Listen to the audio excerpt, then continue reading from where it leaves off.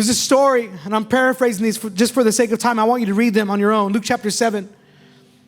Jesus is having lunch with a Pharisee. And it says this woman comes up to Jesus. And it says she's a woman of the city. A sinful woman. You know what that means? She was a prostitute. She was a prostitute. And she comes to the feet of Jesus. And she starts crying on his feet. Cleaning his feet with her tears and wiping them with her hair. And she takes the oil that she carries.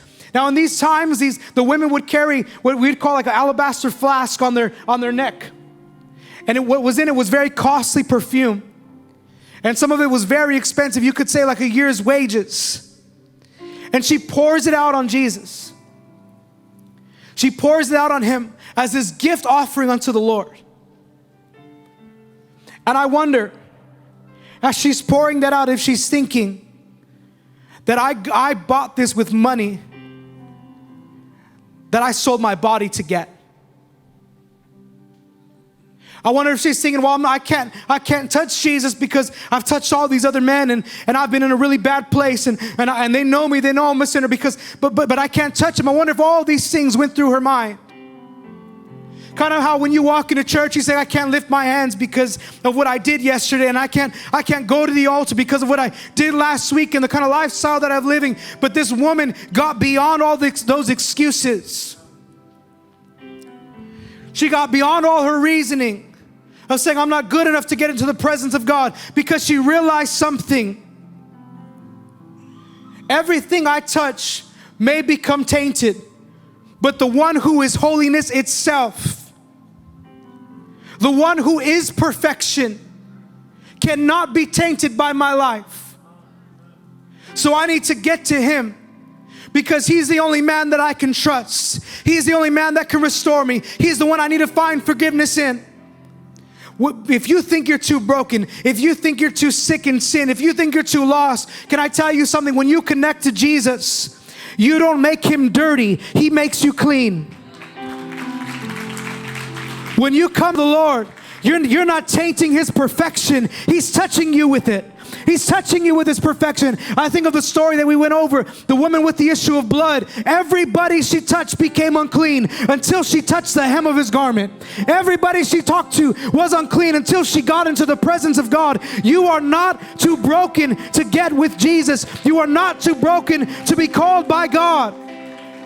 It's your testimony. It's your testimony. The enemy lies. He gets us to believe this. You're too bad, stop going to church. You've messed up too much, stop going to church. You can't lift your hands. You can't pray. You can't spend time with God. Listen to me. He takes ashes and he makes them into beauty. He takes mourning and he turns it into dancing. He takes sorrow and he turns it into joy. You can't break God. You're not going to taint him. You're not going to infect him with your sin. Romans 12 verse 1-3. I appeal to you therefore, brothers, by the mercies of God, to present your bodies as a living sacrifice, holy and acceptable, which is your spiritual worship. I'm going to stop right there. What I love about this verse is that appeal, that when he's beseeching you, when he's telling you what you must do, it seems impossible. You want me to present myself as a living sacrifice, holy and acceptable to God? I can't do that. I've messed up too much. I'm too broken. I don't even know how to present myself to church. And you want me to present myself to God? But the way he starts it is by the mercies of God. You need his mercy to get to the presence. And it's his mercy that keeps you there. By the mercy of God.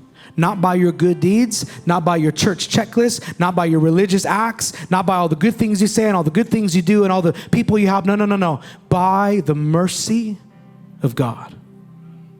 He restores our brokenness.